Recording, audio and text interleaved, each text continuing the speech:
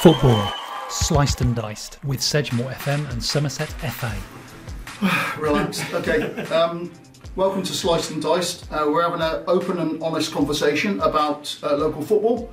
My name's Paul Bennett, and with me I've got Neil Fellows from Sedgemoor FM and Paul Coltman from Somerset FA. That's really good, Paul. Thank you for doing that. We like to sort of play around with guests coming in and getting them to get involved by introducing themselves and us as well. So thanks, Paul. Thanks for playing along. Straight in, PB. Look, we wanted to get you here as and I'm going to say it, a local legend from the grassiest of grassroots worlds of football. From the bowels. Tell me about it. You've played a massive part in local football for many years, and obviously you're involved out at Middlezoy Rovers. That's why we wanted to get here. We wanted to get your view on grassroots youth football from not only a Middlezoy point of view, but because your ears are close to the ground and your eyes are always open, a view on what's happening around youth football that you see it. Wow. So start off, tell us the history of Middlezoy. Well, I suppose obviously 73 we purchased the land from the Royal Air Force, kicked off with that. I think our claim to fame early on was that actually Brian Clough played out there for Western Zoyland RAF and scored a hat-trick first game. Yeah, absolutely brilliant.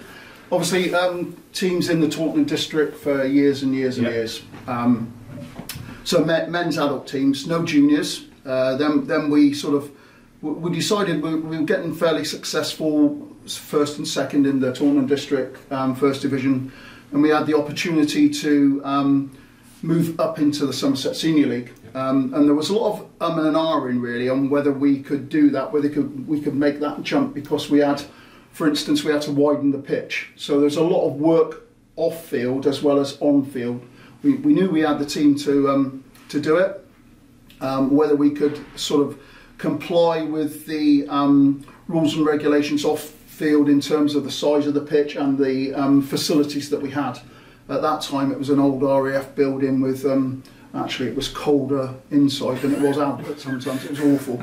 One time no toilets, no showers, so we obviously had to install those, bigger change rooms, all that. So we got there, got into Somerset 3rd Division I think, won that, added a reserve team. They were successful, they actually moved up into the Somerset Senior League as well.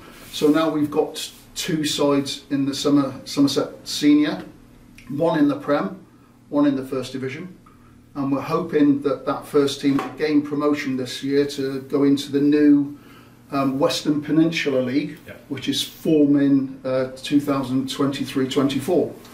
So history of it is that obviously now we've got fantastic new facility, wonderful floodlights.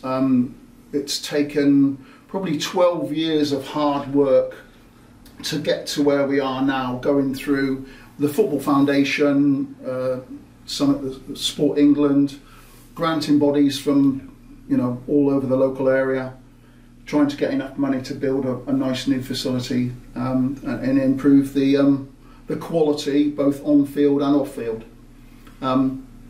5 years ago we started a youth section,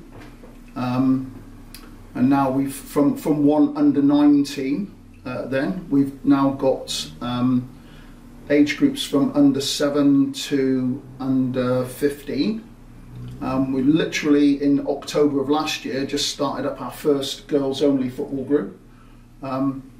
From 5 players we're now up to 23 in that short space of time, and we're hoping to enter a girls only team into the league next year, under 12s. Also worked really hard to get a ladies team, quite successful, although last couple of years we got relegated last year unfortunately, but again through that ladies team we've actually been able to add another second team. So the ladies team play in the South West Women's Football League, and the second team play in the Somerset League. And we've got a veterans team, a men's veterans team. Again, very successful over about the last 2 years. I think they've done the double and won the League and the Cup. So they're going for the treble this year. Which would be great. Amazing. So in a nutshell, that's probably what we've got, and hopefully we'll get bigger and better. There are stumbling blocks. Obviously, there's a finite amount of work you can do. First of all, the pandemic hit, I think, everybody really hard. For instance, our facility was able to be opened, but because of the pandemic, we weren't able to open it. So it stayed closed for probably about a year. Brand new facility, doing nothing. So yeah, we're gradually picking up now. We've got, like I said, we've got all these junior teams, but then you're successful in gaining the teams, but then you've got to find pitches to play on. What have you done to actually be so successful in recruiting new players and building this? I think we've done a lot of advertising. Being successful actually brings its rewards, but it also brings its downfalls too. Obviously, clubs want to come and join us. I think we're successful because we're football orientated. We're not part of a village hall or a community centre or anything like that. We are just purely a football team, and we're a football community now, really. We're our own little football community. We've got the big pitch, we've got a smaller pitch that the juniors play on, but we can't accommodate everybody that we want to because we've just not got the facilities to do it. So you obviously have a lot of teams, and like you just said, at the airfield, you've only got the 2 pitches. I'm lucky enough to have been there a few times this season, and enjoy the hospitality of PB. Did I buy you a beer? I don't drink, but I think you bought me a can of Coke. Oh, that's and a burger. Burgers. Definitely. Don't go to football if you can't eat. Oh, no. But you've got 7s to 15s, you've got women's, you've got vets, you've got a third adult side, which obviously can't all play at the same. So where else are you offering? Well, obviously training's a big problem because there's so many teams. So mainly Bridgewater College, absolutely fantastic. They're 3G there. Mainly we train there on a Wednesday evening. We have under 5s and under 6s actually play there under Dan Wright's control. So we have our under 5s, under 6s, 7s, 8s, 9s, 10s train there on a Wednesday. We've got 1-11s team and 3 under 12 teams. And they mainly train there, and then in the evening, sort of 8 o'clock, 9:30, got our under 15s and our men's third team, the athletic, they train there. The first and second team train at the new Haygrove School 3G, which is a fantastic facility. I've never been up there. I've looked from the roadside, but apparently it's a very nice facility. The ladies train on a Thursday evening over at the BCA, Bridgewater College Academy. Again, another fantastic 3G facility. And the girls group, they've started to train at Northfield School. Just by, just off the junction, the Liddell's junction. Again, lovely facility, but maybe it could have done with being a full-size pitch. So brilliant. Obviously, you're using a lot of facilities. Is facilities an issue? Do you feel that if facilities were more readily available and slots were available, that you would be able to offer more football? Without a doubt. There's no question about it, definitely. I think the success of the club is having that benefit, but it is a massive problem for us actually finding venues to not only play our games, to play to train as well. The bigger you get. So you have the player numbers. Obviously, you've got plenty of players. I'm guessing you've got waiting lists. We've got waiting lists for all our age groups. And obviously you said that your youth stops at 15. Have you had inquiries from 16s and 18s? We did have an under 18 side last year, but again, because they wanted to, a lot of them wanted to play adult football, so we sort of, there was a bit of a split really. Some wanted to stay and play junior football, some wanted to go and play adult, which was fine. So Now we've got our under 15s we'll work on through until they come up to under 18. And again... So we've established more facilities would enable you to offer more football. Yeah.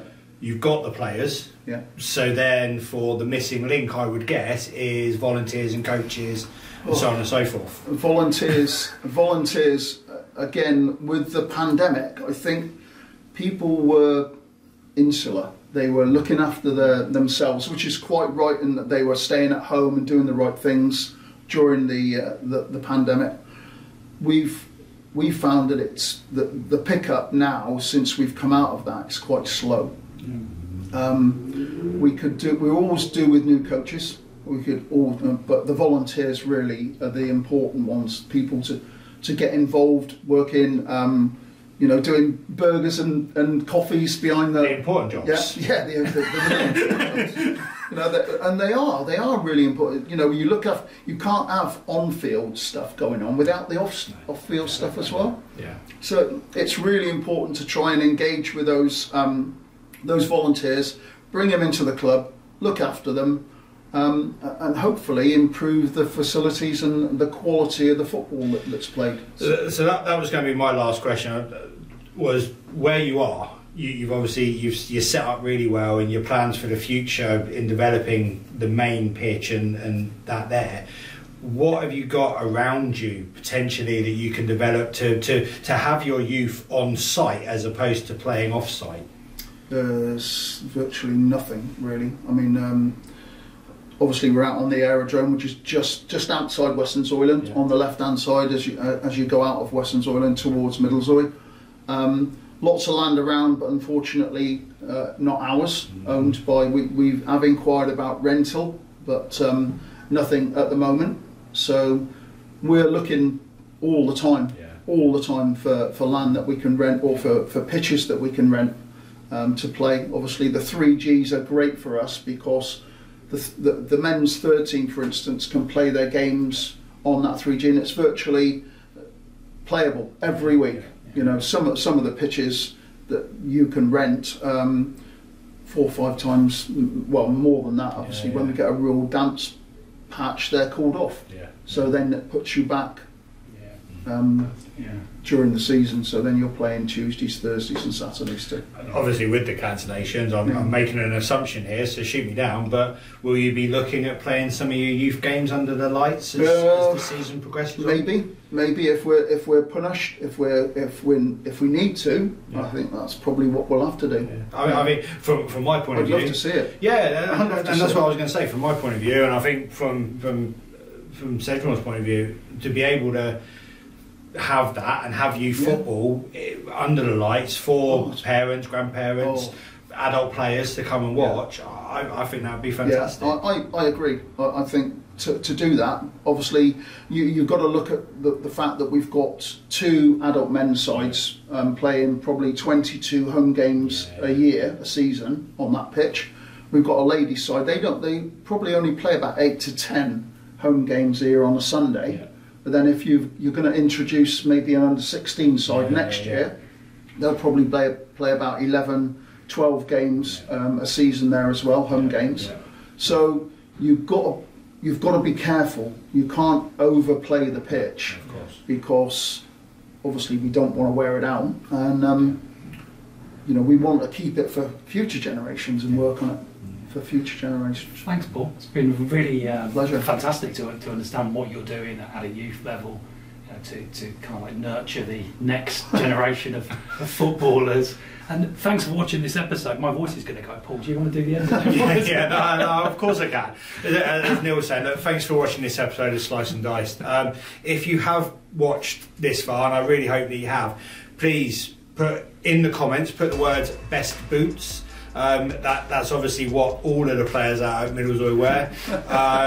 And this is mainly to confuse people and to sort of get them to think why they didn't watch to this point. But yeah, thank you from all of us, and please join us for the next episode.